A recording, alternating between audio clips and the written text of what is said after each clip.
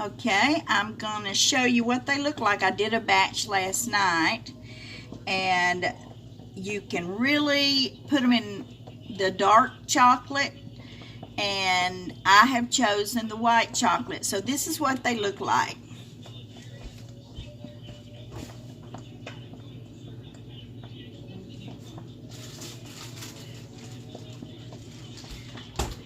This is what I use, the cake balls, and they're called cake pops. So usually I put sticks in them and just use them as cake pops, and they're very easy. And the last time I came live was last Sunday, and it was fixing some cornbread, my mama's recipe of good old cornbread, and some chicken. And I used certain things, and I heard a lot of people say that they really like that. So we are going to get started. I got to put these back in the freezer because as hot as it is here in Nashville, it is very hot, and they will melt.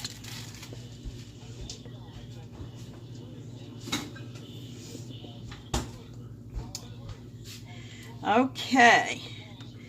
And this is what will be going into them. They're squares. I don't like the morsels. That's just up to you. If you want to use them, you can. And I use the squares. I just cut them open.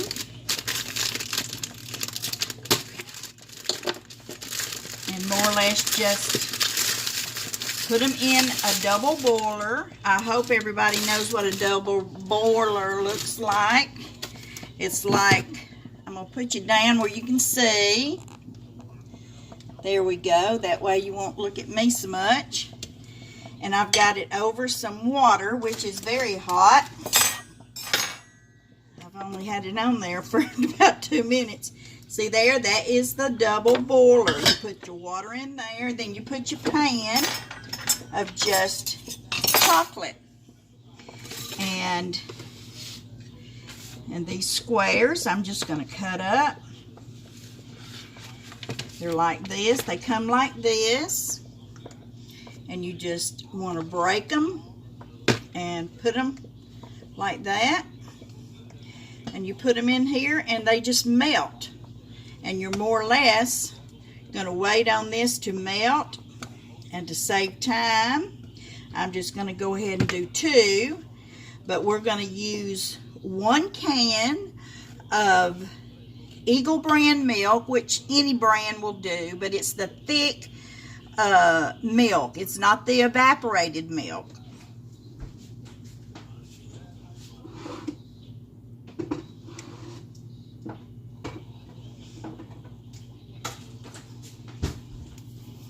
And you're going to use 1 cup of this, like this.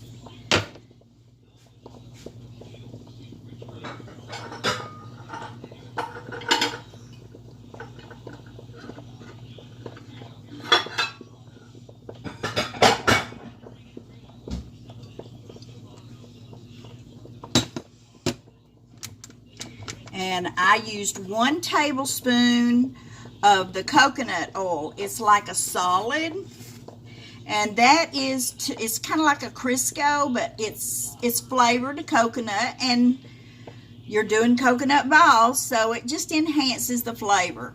And I always put a pinch of salt in anything that is sweet. It just enhances the flavor. And I've already put the coconut, the tablespoon of coconut in there. And what I'm going to do is just open this and measure out 1 cup.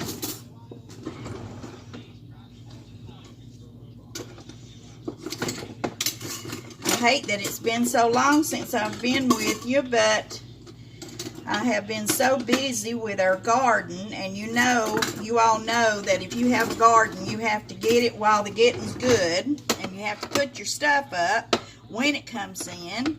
So it's just, I don't know. It's just really, really busy this time of year. So that is what I have been doing this week. Been putting up green beans. I've already put one, let's see, 26 quarts I think. And been making some, I've got 2 cases of blackberry jelly and jams done. So it's not that I've been avoiding y'all. I really haven't. I've just been really, really busy. And I wanted to do this the first of the week, and here it is Friday. And I showed on another show last night these coconut balls, and I had a lot of responses saying that they were definitely going to fix them. They were so easy to fix. If you have grandchildren, they're great projects to help grandmama in the kitchen. You just have to do all the, you can let them roll. You can let them roll it. Roll the balls up. So we're going to use 1 cup of this.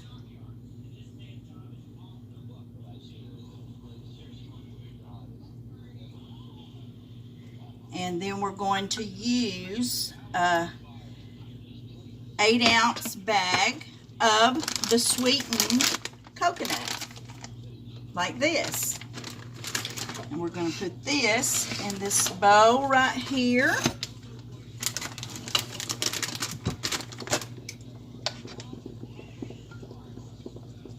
And all you do is just mix the coconut with the confectionate sugar, and you will pretty soon have some coconut balls. I'm going to try to keep the camera off of me, that way you can see more of what's going on instead of so much me, because when I get my hands sticky, I won't be able to handle the camera as good. Okay, and that is about half of the bag of coconut. So you're going to just more or less stir and mix this very, very good. And when you start rolling your balls, if you will use like a pie pan and put some ice cubes and water in it, and you can lay your fingers down in it, and that way you can you won't get all this gooey stuff on your hands, because believe me, it is sticky. But you'd be surprised just how good they mix up, and none of this will be on your hands. And I really think you're going to like this. In fact, I know you will, because I've been fixing them for about 12 years. And my granddaughter's kindergarten classes, parties, and you'd be surprised just how easy it is. Okay, this is all mixed up very nicely. And I'm not going to use that because I had some left over from last night. And what I did is, after it cooled real good, I put some saran wrap on this, pressed it down where it would not have a film on it, and just put it in the refrigerator. And then when I decided to use it again, I just put it back on my double boiler, and that way we go from there. And you just put it on your pan, your sheet pan.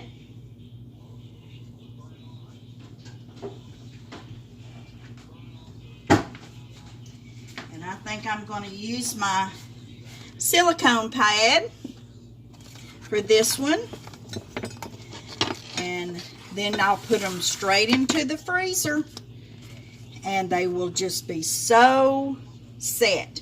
But what I'm going to do is I put some ice cubes in a pie plate like this.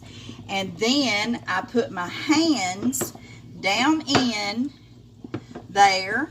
And what I'm going to do is I'm just going to mix it up like this. Let me go like this.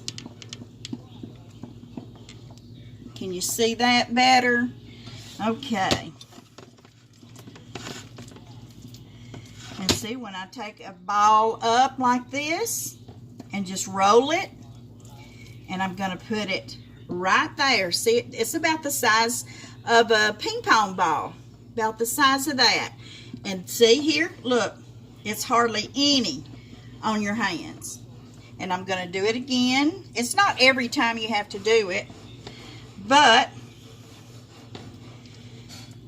these go very, very fast. Very, very fast. And it's a real quick item. I mean, you can do it the day before, the night before. You're supposed to take a dessert or something sweet, and then about an hour later, you can automatically go back and dip them in this chocolate. And they are absolutely delicious. Now I've only fixed 5 right here, but what I'm going to do, I'm going to put about a half a cup of slivered almonds. See, I have some in my household that don't like the almonds. So what I'm going to do is I'm going to wash my hands.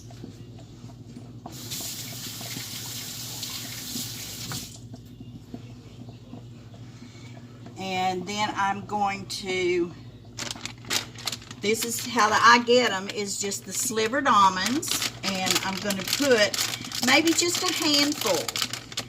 And they really do enhance, especially these balls. So I'm going to just put maybe that much and mix them up really good. And you'd be surprised. But I've got some that can't have nuts, and I've got some that just don't care for nuts. So, you know, you got to help them enjoy anything and everything, right? So, anyway, I'm going to make just a few more, and I think you're going to get the idea. In fact, some of you probably have done this. And I will come back with part 2. And these make really pretty gifts to give away. You can bag them up in a little cellophane bag and wrap a ribbon around them and give them away. And I take some to my pharmacist and to my doctors and to my pastors and his family. And you know, you just got to make sure that they don't have the ones that you have nuts in. You got to make sure that they do not have nuts if they can't have nuts. So I do a little bit of both ways. And I will check back with you. Now see, isn't that fast? I mean, it's like I have like 3 more to do. And I will check back with you with part 2 after these freeze in about an hour. This is Martha cooking live at the Beaver's Den, making coconut almond balls dipped in white chocolate. See you in a while.